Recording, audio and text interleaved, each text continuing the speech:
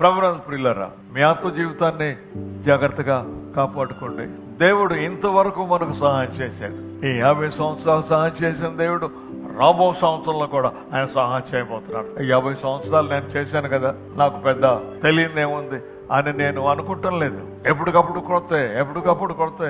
ఎప్పటికప్పుడు ప్రార్థన చేసుకోవాలి, ఎప్పటికప్పుడు మొరపెట్టుకోవాలి, ఎప్పటికప్పుడు ఉపవాసం ఉండాలి, ఎప్పటికప్పుడు ప్రభువుని అడగాలి, దేవుని చిత్తం తెలుసుకోవాలి, దేవుని వాక్యానుసారంగా నడుచుకోవాలి.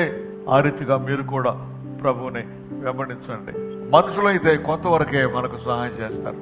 కీర్తనల గ్రంథంలో ఉన్న ఈ మాట చదువుకుందాం. 48వ దావీదు కీర్తన 14వ వచనం. దేవుడి యొక్క వాగ్దానం అక్కడ మనం చదువుతున్నాం. ఈ దేవుడు సదాకాలము మనకు దేవుడై ఉన్నాడు. మరణము వరకు ఆయన మనలను నడిపించును. ఎప్పటి వరకు నడిపిస్తారు? మరణం వరకు నడిపిస్తారు. మనుషులు అయితే కొంతవరకే సహాయం చేస్తారు, బంధువులు కొంతవరకే సహాయం చేస్తారు, స్నేహితులు కొంతవరకే సహాయం చేస్తారు. అయితే దేవుడు ఆయన అంతము వరకు, అనగా మరణము వరకు ఆయన మనకు సహాయం చేసే దేవుడు అయినాడు. అందుని బట్టి మనం దేవునికి అనేక వందనాలు చెల్లిద్దాం.